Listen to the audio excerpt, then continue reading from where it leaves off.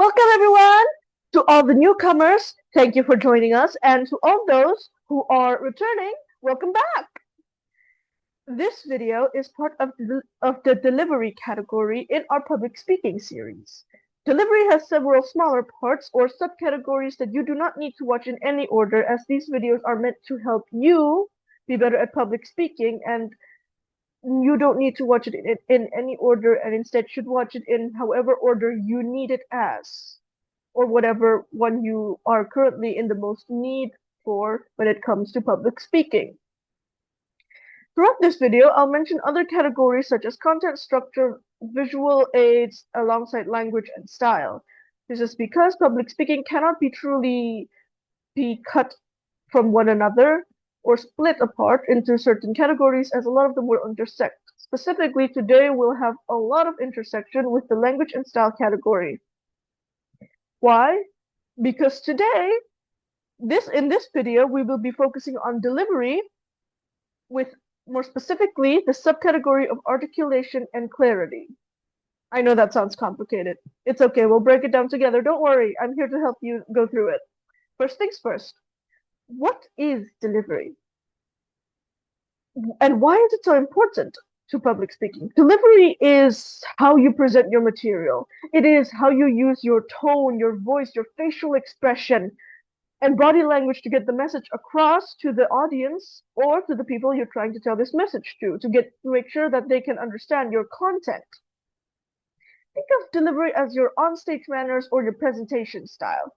It's the way you act, move, and speak when you communicate your message.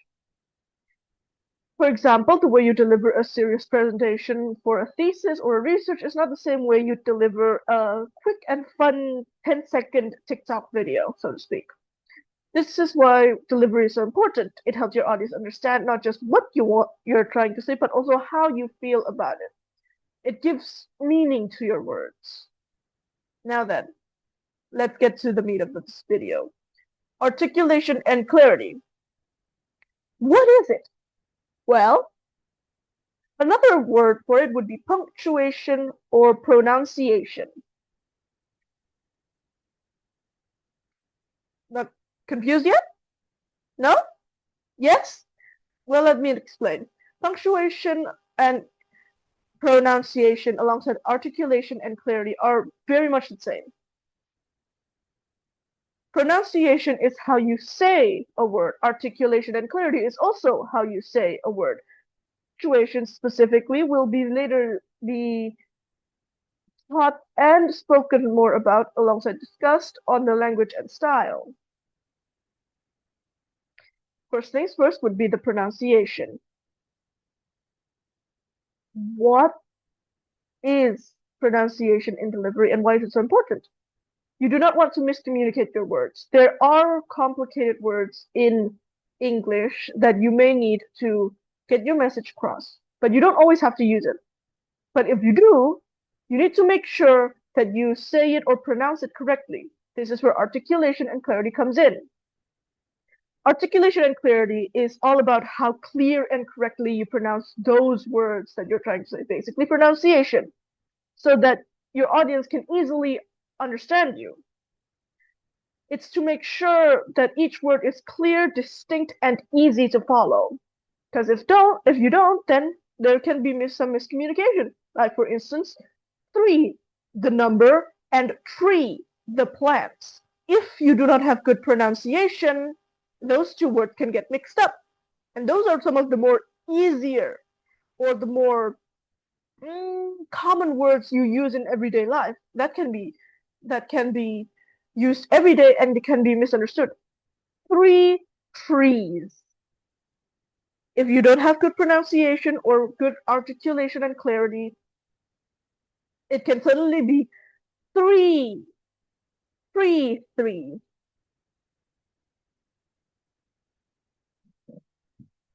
The better you speak clearly, the more your audience don't have to play a guessing game of what you're trying to say. You can stay focused on your message instead of struggling to understand your own words, or your audience can stop struggling trying to understand your words and focus on the message instead. This keeps their attention and helps your speech flow much more smoothly from start to finish. Articulation specifically is about forming your words properly, making sure your lips, tongue, and jaw move enough to make each sound clear. Clarity is speaking in a way that is easy to understand. Not too fast, not too slow, not too mumbled, not too soft. Towing a very, very thin line when it comes to speaking itself. Together, they make articulation and clarity. Help make sure that your speech stays polished, confident, and natural. Here's the thing. There's not really much way to fix or help you in any way. The only way this can be fixed or helped in any way is practice. Much like what I've said previously in the Nerves and Mistakes videos, it is impossible to erase mistakes. Articulation and clarity or good pronunciation you can also make mistakes there. It's impossible not to. The only way for you to fix it in some words is to, well, practice. It's impossible for you to get rid of it completely, as that's not possible. You will still one day, sooner or later, trip on your own pronunciation, and that's going to happen whether you like it or not. The tips I can give you is to help you improve it and ensure the least amount of mistakes. I cannot help you erase it completely, nor can I make you a master of articulation and clarity. That is impossible. Let's start. The tips. Speak slowly and clearly. Do not go too fast. It's going to confuse everyone, and it's going to confuse yourself. The faster you speak, the more you have to ensure that each and every word that you say is clear and concise and everything in between. That can sometimes be a struggle if you're not the best when it comes to, well, pronunciation, or you're not good at it. When we feel nervous or excited, it's easy for us to talk too fast. But when we rush, our words blur together and our message gets lost. Try to slow down a little, speak calmly if you can, or speak at a calm pace. Give your audience some time to absorb what you're trying to say. Gives you some time to think and breathe. Just don't go too fast. That's going to confuse both you and your audience. It's not good for everyone. You can practice this by slowly reading a paragraph out loud. Maybe record yourself while you're doing it to ensure that they know what that you can repeat it again, rewatch it again, or listen to it again, just so you can see whether, do you think I'm going too fast? Or am I going too fast? Can I understand each word of what I'm saying? And so on and so forth. Number 2, open your mouth when you speak. This may not seem much of a advice, but mumbling does not help anyone, and closing your mouth or ensuring that your mouth stays closed like this, it's basically mumbling. You're saying things that you don't want to. Open your mouth. Open it wider.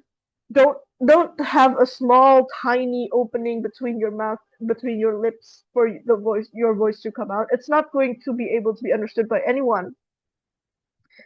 Open your mouth wider, ah, e, u, e, o, and practice something like that. Speak in front of a mirror if you have to. Look at how your jaw moves, how your lips, your jaw, and tongue move when you speak. This helps you catch small habits like slurring or skipping certain sounds,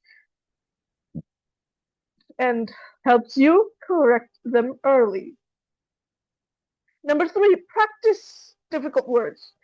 I know sooner or later when it comes to public speaking, you will need to speak a difficult word, whether it be a Latin word or a official word when it comes to whatever major you're studying or whatever you are currently majoring in or working as.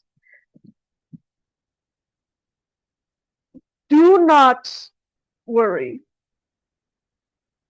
Practice them. Practice them. Look up online how you're supposed to actually pronounce it. You can ask Google if you have to. but practice how you're supposed to say it. It will help. Repeat the word out loud if you have to. Go open dictionary recordings that show how the words sound if you have to.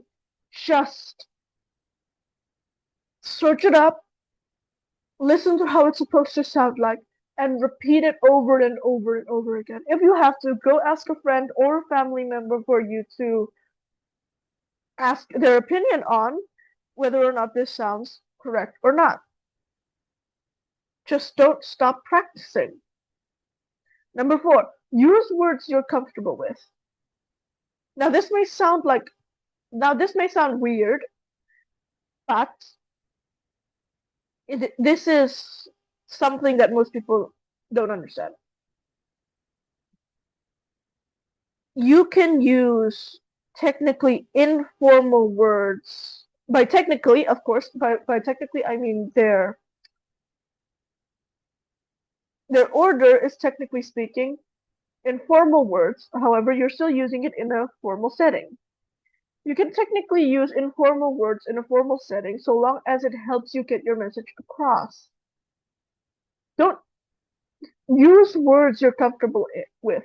Don't use fancy vocabulary or vocabulary that you don't understand. Don't use words you do not understand how to use.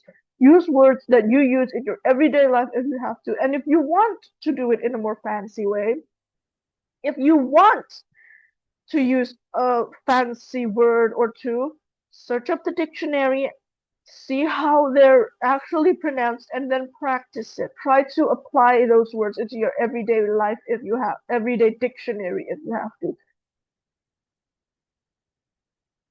Public speaking is not about showing off your fancy words. It's about getting your message across. If the words feel too difficult for you to say, then, and you're unsure of the pronunciation, it's perfectly fine to replace it with a simpler word with a similar or exactly the same meaning. Clear and confident speaking always sounds better than complicated words said incorrectly. It's the message of that matters most, not the size of your words or how complicated your words are. Number 5, breathe. Don't forget to breathe. Take small, steady breaths between your sentences. Helps you keep your voice strong and calm. You can also pause briefly if you have to or if you want to after an important point. Gives your audience time to think and digest the information, and it gives you a reset before moving on to the next thing or topic. Pauses can be considered mistakes, but not all of them are. They're powerful tools that can make your speech sound more natural, confident, and of course gives you time to take a bit of a breather.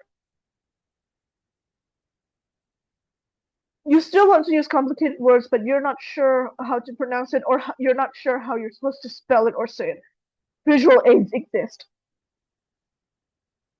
Whether it be in the form of PowerPoints, cue cards, or even anything, visual aids help you in every single way you can think of. This includes complicated words or complicated pronunciations. You can put it on the visual aid, your PowerPoint, your anything, or images even, what the word means, put it on the screen. And if you're confused on what it's supposed to mean, take a glance at it, and before continuing on. It's not going to hurt anybody, and it's not going to hurt you either. You're going to be very happy with it, in fact. However, avoid reading word for word from your slides unless it's charts, because you don't remember the exact percentage of something, or again, if the word is that complicated or just uncommon in usage, like Latin words or something similar. If your audience spends more time reading your visual aids than listening to you, you're doing your visual aids wrong, and they might lose focus on what you're trying to say.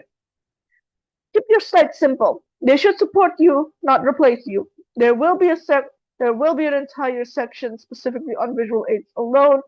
We will only keep these parts as short and simple as possible. It's okay to have visual aids, but you really think every single speaker, even including the news outlets or the news reporters, remember every single thing they're saying? No, they have visual aids. They have cue cards ready. It's fine to use visual aids. You just have to make sure that your visual aids is done correctly, as they're not there to replace you, they're there to help you instead. Some more tips when it comes to articulation and clarity. Tongue twisters, practice them. Just short and fun, I guess, phrases, tongue twisting phrases like she sells seashells by the seashore, or even red leather, yellow leather, or even unique New York. Search up some tongue twisters online and practice them. Oh, it's not going to be easy, especially some of the longer ones. But it's going to help you. That much I can say. It helps you train your tongue and mouth muscles to move smoothly and quickly without tripping over words. Read aloud daily. I've mentioned it before, to read a paragraph aloud. You should do that. Don't read it too fast. Read it slowly. Read it aloud. Read it slowly. Just pick a short article, story, paragraph, whatever you want. Just pick something and read it out loud. Focus on pronouncing every single word and keeping the pace steady. Not too fast, nor too slow. Take your time. If you have that much time, take your time and don't speed it up. Don't rush it. It helps build confidence and teaches you how to control your own voice. Record yourself. When you read aloud daily or you practice your own pronunciations, record yourself. Then replay that recording, see if you can spot or hear any mistakes that doesn't just add up or that you need to fix in your pronunciation. It always helps. It doesn't